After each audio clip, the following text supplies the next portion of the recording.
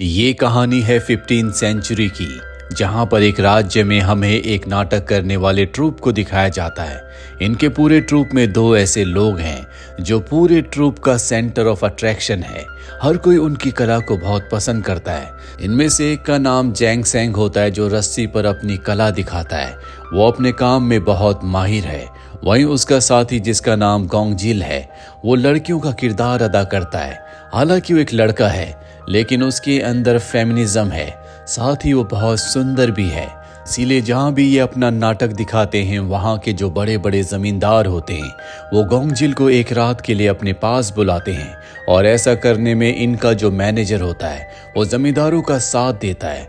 हालांकि गोंगजिल ऐसा नहीं करना चाहता, लेकिन मजबूरी में उसे ऐसा करना पड़ता है, क्योंकि जिस भी नए गांव ये जाते हैं, इनका मैनेजर वहाँ के जमींदार से उसका सौदा कर देता है। एक रात को जब जमींदार के लोग उसे लेने के लिए आते हैं, तो जैंग सेंग इसका विरोध करता है। वो जबरदस्ती गोंगजिल को अपने साथ ले जाना चाहते हैं। जैंग सेंग उनके ऊपर हमला कर देता है और इस हमले में उसके मैनेजर की मृत्यु हो जाती है। ये दोनों वहां से भागकर सियोल आ जाते हैं, जहां पर इस सड़क पर 3 लोगों को परफॉर्म करते हुए देखते हैं। ये उन तीनों से बात करते हैं और कहते हैं क्यों ना हम सब मिलकर अपना एक नाटक का ग्रुप बना लें।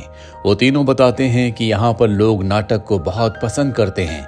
यहाँ की जो प्रजा है, वो अपने राजा की वजह से बहुत परेशान है, क्योंकि वो कभी अपनी प्रजा पर ध्यान नहीं देता। वो हमेशा शराब के नशे में डूबा रहता है, और ऐसा नोक्सू की वजह से है, जो उसकी रखेल है। ये सारी बातें सुनने के बाद जैंग सेंग के मन में एक आइडिया आता है। वो तय करता है कि वो रॉयल कोर्ट के ऊपर एक नाटक बनाएगा, जिसमें वो राजा के किरदार को भी पोर्ट्रे करेंगे।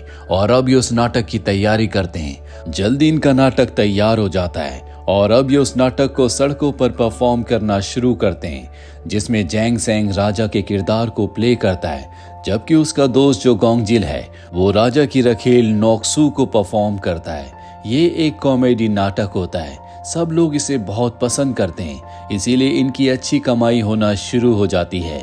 लेकिन एक दिन राजा का खास सलाहकार इस नाटक को देख लेता है। वो देखता है कि इसमें राजा का मजाक उड़ाया जा रहा है, इसीलिए वो इन 5 को पकड़ लेता है। इन्हें राज दरबार ले जाया जाता है, जहाँ पर इन सब की पिटाई होती है और अब इन्हें सजाए मौत सुनाई जाती है। ये सुनकर ये 5 के 5 डर जाते हैं।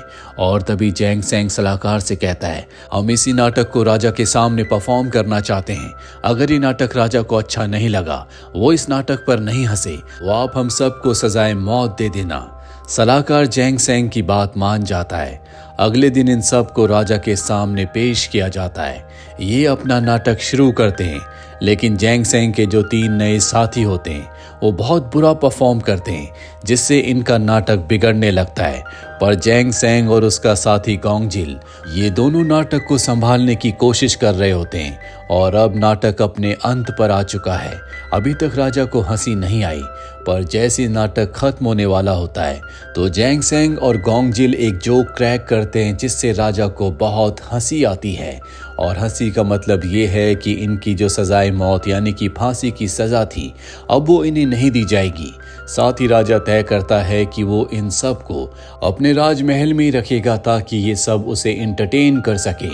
हालांकि राजा के जितने मंत्री होते हैं, वो उसके खिलाफ होते हैं, लेकिन राजा कहते हैं कि ये मेरा राज्य है और मैं इसे अपने हिसाब से चलाऊंगा। राजा का खास सलाहकार भी उसे कहता है कि हमें इन नाटककारों को अपने राज्य में, अपने दरबार में नहीं रखना चाहिए, पर राजा उसकी बात भी नहीं मानता। हालांकि राजा हमेशा उसकी सलाह को माना करता था। और अब सलाहकार जैंग सेंग को अपने पास बुलाता है। वो कहता है कि तुमने राजा की बहुत अच्छी नकल की।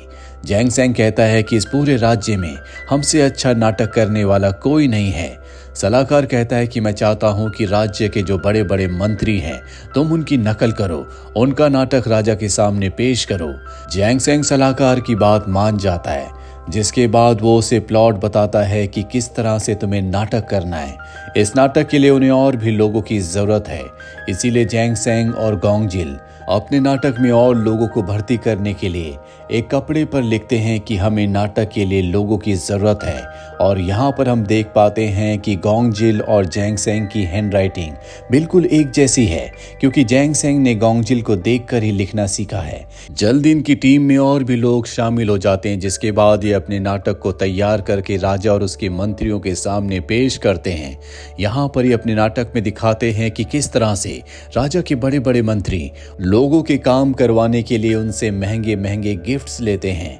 राजा को इस पर बहुत हंसी आती है, लेकिन राजा देखते हैं कि उनके जो मंत्री हैं वो इस तरह के जोक्स पर हंस नहीं रहे, इसीलिए राजा को उन पर शक होता है। राजा एक एक करके सभी मंत्रियों को बुलाते हैं और पूछते हैं क्या सच में तुमने ऐसा किया है। जो जो अपराधी होते हैं वो अपने अपराध को कबूल कर लेते हैं, जिसके बाद राजा कहते हैं कि इन सब की उंगलियों को कटवाकर बाहर लगवा दिया जाए, ताकि दूसरे मंत्रियों को सबक मिल सके कि अगर वो कोई गलत काम करते हैं तो उनके साथ क्या हो सकता है। साथ ही राजा गोंगजिल से बहुत ज्यादा प्रभावित होते हैं। दरअसल वो उसके प्रति आकर्षित हैं, क्योंकि लड़का होने के बाद भी वो लड़कियों से भी ज्यादा सुंदर है। साथ ही उसके अंदर लड़कियों की अदा भी है। वो हमेशा जैंगसेंग के साथ लड़कियों के ही किरदार को प्ले करता है। राजा अक्सर अब गोंगजिल को अपने प्राइवेट कमरे में बुलाकर उसकी उंगलियों के पपेट शो को देखते हैं, जिससे वो बहुत प्रभावित होते हैं। दरअसल गोंगजिल के आसपास रहने से उन्हें खुशी का एहसास होता है। इस वजह से वो नोक्सू, जो कि उनकी रखेल है, धीरे धीरे उससे दूर हो जाते हैं और इस बात से नोक्सू को बहुत गुस्सा आता है। वहीं अगले दिन जब दरबार लगता है तो वहां पर जितने भी मंत्री, जितने भी लोग होते हैं वो सब के सब डरे हुए होते हैं, क्योंकि इन नाटककारों की वजह से बहुत सारे लोगों को सजा मिल चुकी है जो सब गलत काम कर रहे थे। इसीलिए एक मंत्री कहता है कि हमें उन्हें अपने राज्य से निकाल देना चाहिए। वो गोंगजिल और जैंगसेंग के बारे में बहुत उल्टा सीधा कहता है, जिससे राजा को गुस्सा आता है। राजा उस मंत्री को सजा सुनाता है और गोंगजिल को जबरदस्ती अपने कक्ष में लाता है, जहां पर वो उसे कहता है कि अगर एक बच्चे को उसकी माँ से अलग कर दिया जाए तो उसे कैसा लगेगा। एक बच्चा जो अपने माता पिता के बिना बड़ा हुआ हो, उसके दिल और दिमाग पर क्या बीती होगी। ये कहते कहते उसकी आंखों में आंसू आ जाते हैं। वो वहीं पर निढाल हो जाता है, जो देखकर गोंगजिल को बहुत बुरा लगता है। वहीं राजा का जो खास सलाहकार होता है वो जैंगसेंग को अपने पास बुलाता है और कहता है कि मैं चाहता हूं कि तुम एक खास नाटक को परफॉर्म करो। वो उसे नाटक का पूरा प्लॉट देता है, जिसे लेकर वो गोंगजिल के पास आता है। लेकिन जैंगसेंग अब यहाँ से जाना चाहता है। वो गोंगजिल से कहता है कि मुझे लगता है कि यहाँ पर खतरा है, हम दोनों को यहाँ से निकल जाना चाहिए। जैंगसेंग उसके हाथ में उस नाटक के प्लॉट को देता है जो उसे सलाहकार ने दिया है। इसीलिए वो कहता है कि इस नाटक को परफॉर्म करने के बाद हम यहाँ से जाने का सोचेंगे। अगले दिन ये उस नाटक को परफॉर्म करते हैं। नाटक के प्लॉट के बारे में किसी को कुछ पता नहीं होता और अब नाटक शुरू हो जाता है, जिसमें दिखाया जाता है कि इसी राज्य का एक राजा था, जिसकी मां ने राजा को मजबूर किया कि वो अपनी पत्नी को जहर दे। राजा ने ऐसा ही किया, उसने अपनी पत्नी को जहर दिया, जिससे उसकी मृत्यु हो गई।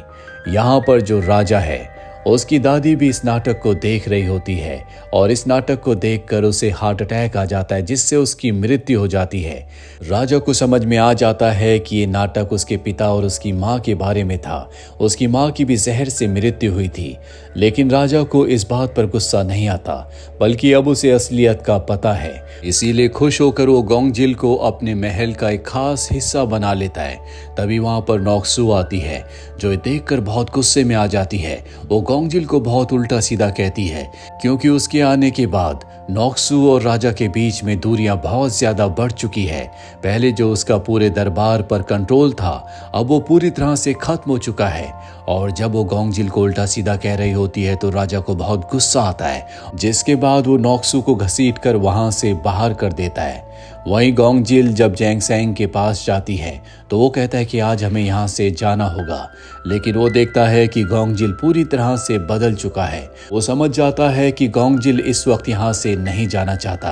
अगले दिन जब राजा का दरबार लगता है तो वहाँ पर जितने भी मंत्री होते हैं वो राजा को सलाह देते हैं कि हम एक खेल का आयोजन करेंगे, जिसमें हमारे दरबार में जितने भी खास लोग हैं वो सब के सब शिकारी बनेंगे और जितने भी नाटककार हैं वो सब के सब शिकार। राजा उनकी बात मान जाता है, जिसके बाद खेल शुरू हो जाता है। जिस मंत्री की ये पूरी आयोजना होती है उसका एक ही मकसद होता है गोंगजिल को मारना।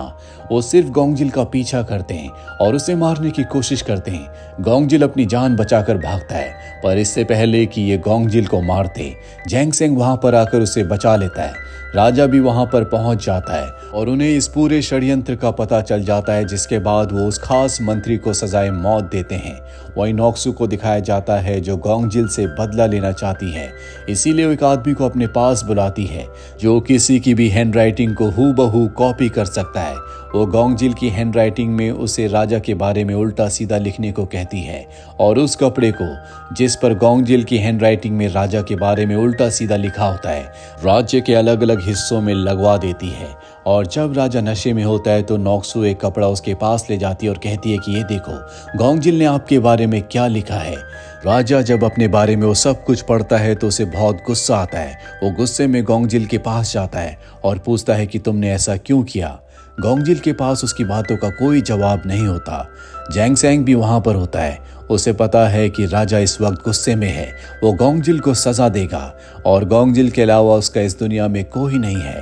गोंगजिल उसका सबसे अच्छा दोस्त है, इसीलिए वो इस पूरे इल्जाम को अपने ऊपर ले लेता है, क्योंकि गोंगजिल की और जैंग सेंग की हैंडराइटिंग हूबहू एक जैसी है। राजा को उसकी बातों पर यकीन हो जाता है और वो उसे सजाए मौत देते हैं। राजा के खास सलाहकार को जब ये बात पता चलती है तो राजा के पास जाते हैं और कहते हैं कि हमारे दरबार में बहुत ज़्यादा भ्रष्टाचार बढ़ रहा था, इसीलिए मैंने जैंग सेंग को सभी नाटक करने के लिए कहा ताकि आपको सच्चाई का पता चल सके। और अब वो खुद भी दूसरे लोगों के षड्यंत्र में फंस चुके हैं। मैं चाहता हूँ कि आप उन्हें सजाए मौत ना दें, पर राजा उसकी बात नहीं मानता।